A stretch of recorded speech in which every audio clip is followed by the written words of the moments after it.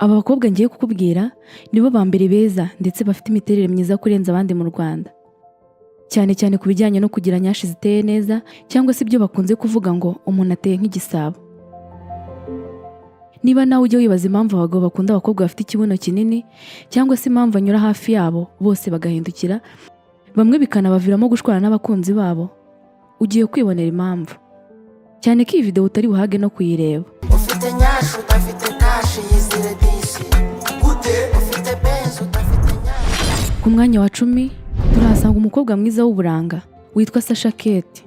Uyu mukobwa uherutse kuvugisha benshi mu minsi ishize kubera amashusho yari yashyize hanze amugaragaza ari kwishimishanya n'undi mukobwa mugenzi we, niwe dusanga kuri uyu mwanya. Ushobora kuba utabyibuka, ariko Sasha Kate yabayeho umuhanzi ndetse yanagiye avugwa mu rukundo n'abandi bahanzi batandukanye. Sasha amazina yiswe n'ababyeyi ni Sandrine Gasaro. Nubwo atagikunda kumvikana mu muziki muri iyi minsi, afite indirimbo nyinshi yaririmbye mu myaka yatambutse. Aha twavuga nk'iyo yise Coup d'Etat yaririmbanye na Bulldog, bayisohora muri 2022. Amafoto agaragaza ubwiza n'imiterere irangaza benshi ntasiba gucicikana ku mbuga nkoranyambaga. Ibi bikaba ari nabyo byatumye yigwizaho abamukurikirana cyane cyane kuri Instagram, aho afite aba-followers basaga 51,000. Sasha Kate rero asa n'uwaretse ubuhanzi maze yigira mu bucuruzi, aho afite iduka rinini ricuruza imyenda. Mu mwanya wa 9 turahasanga uyu muhanzikazi ufite ijwi ryiza benshi bumva bagashesha urumeza, yitwa Marina Deborah. Marina amaze iminsi avugwa mu bitangazamakuru bitandukanye, cyane cyane bikorera ku muyoboro wa YouTube, bavuga ko ngo yaba yaribagishije ngo bamwongerere ikibuno bikamugwa nabi. Ariko ibi Marina yaje kubinyomoza, avuga ko ameze neza, ko izo nkuru ari ibihuha bigamije kumuharabika. Marina rero akaba aje ku mwanya wa 9 kuri uru rutonde rw'abakobwa bafite imiterere myiza cyane, kandi nk'uko bigaragazwa n'amashusho agaragaramo, ibi byose ukumubeshyera rwose. Marina akurikirwa n'abarenga 162,000 ku rubuga rwe rwa Instagram. Ikindi wamenya mu buzima bwa Marina ni uko yagiye avugwa mu rukundo n'abasore bagiye batandukanye, cyane cyane ubwo yari akiri muri management ya The Men. Ibyamenyekanye cyane ni iby'urukundo rwe na Ivan Muziki. Uyu nawe akaba ari umuhanzi w'umuhanga ndetse banahuriye mu ndirimbo yiswe Urugo Ruhire Remix. Urukundo rwa Marina na Ivan Muziki rwaje guhagarara nk'uko babigaragaje, ndetse rwose ngo umusore ufite iyerekwa ritambutse nta kibazo. Dukomeje ku mwanya wa 8 turahasanga umugore wa The Ben, Uwicyeza Pamela. Pamela wa The Ben yatangiye kumenyekana ubwo yitabiraga irushanwa rya Miss Rwanda rya 2019, ariko yaje kuba ikimenya bose ubwo yatangiraga kuvugwa mu rukundo n'umuhanzi The Ben. Icyo gihe nibwo amafoto ye yatangiye gucicikana ku mbuga nkoranyambaga no mu bitangazamakuru bitandukanye. Benshi bakemeza ko rwose The Ben nk'umustar ukunzwe cyane n'abanyarwanda, ndetse nawe akaba ari umusore mwiza cyane bigaragarira amaso, gukundana na Pamela ngo ntiyisondetse. Pamela afite imiterere biti y'igisabo, noneho byagera ku buryo akanura bikaba akamaramaza. Rero ngo byagorana gutandukanya igisobanuro cy'ubwiza n'izina Pamela.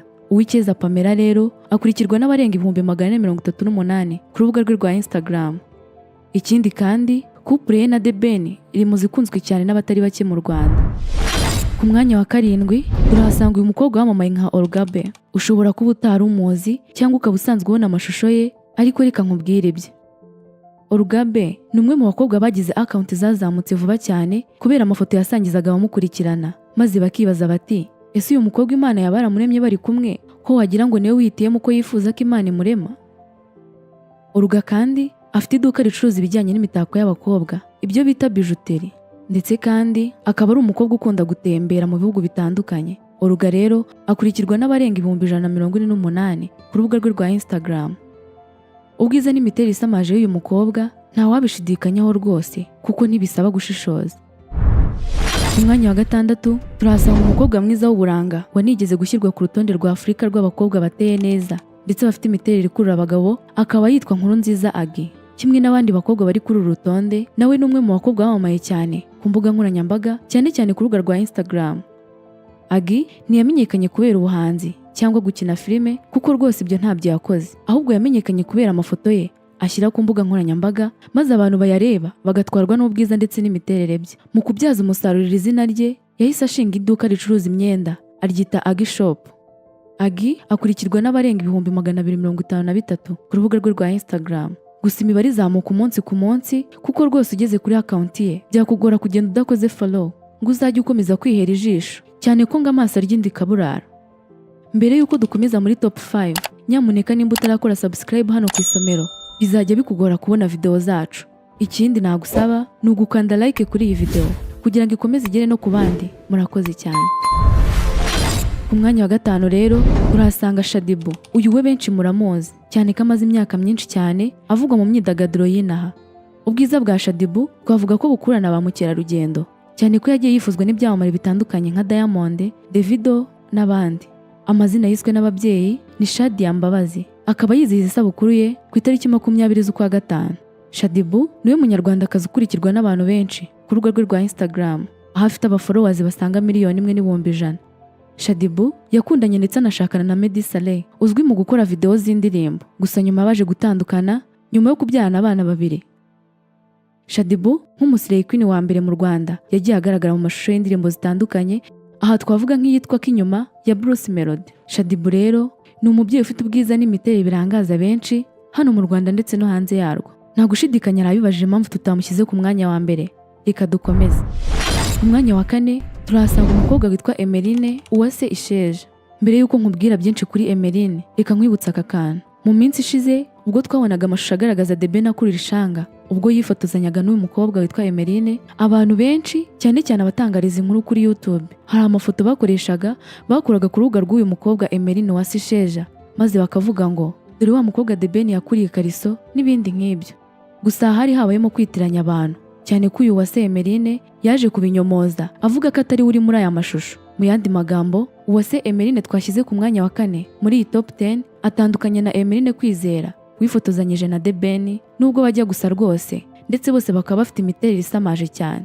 Emeline Uwase ni umukobwa mwiza cyane utahaga kureba, ndetse benshi iyo babonye amafoto ye batangira gushidikanya ku bakunzi babo. Ariko nyine ngo amaso araryindi kaburara, ahubwo reka twikomereze hato tutagira abo dukomeretsa. Ubwo ndavuga abo twita abanyashless.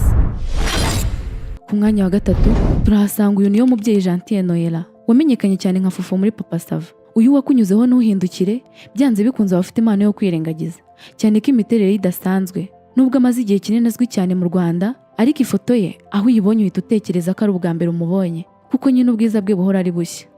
Fufu rero uretse no kuba ari mwiza cyane, anateye neza, ni umukobwa w'umuhanga kandi ukina neza muri filime zose akinamo. Ubwo yaganiraga n'ikinyamakuru Isimbi TV, yavuze bimwe mu bice akunda cyane ku mubiri we. Ati, bimwe mu bice by'umubiri wanjye nkunda cyane nikundira umukondo n'amatwi. Uyu nta byinshi tumuvugaho kuko bigaragarira buri wese, ahubwo reka twikomereze.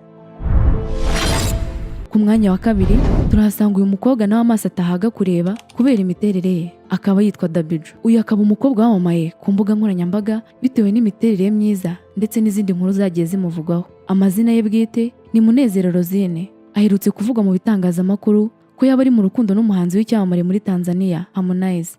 Dabiju rero akurikirwa n'abarenga 121 kuri Instagram, ndetse rwose n'umwe mu bakobwa beza cyane mu Rwanda batunze agatubutse. Aya mafaranga atunze akaba yakura mu bikorwa bitandukanye agenda akora byiganjemo ubucuruzi. Niba uri kwibaza umukobwa dusanga ku mwanya wa mbere mu bakobwa beza ndetse bateye neza kurenza abandi hano mu Rwanda, uyu ni wo mwanya wawe. Maze nimara kumukubwira wibuke kuduha igitekerezo uko ubyumva, ndetse niba hari n'abandi twibagiwe ubatubwire muri comment. Umukobwa mwiza mu Rwanda uteye neza kurusha abandi yitwa Yolo The Queen. Uyakurikirwa n'abarenga 118 ku rubuga rwe rwa Instagram. Gusa uretse amafoto ye n'inkuru zigenda zimuvugaho ziganjemo ibihuha, byakugora kumenya ibijyanye n'ubuzima bwe bwite. Uyu munsi reka dusoreza aha. Njye wumvaga nitwa Anike. Imana ibarinde.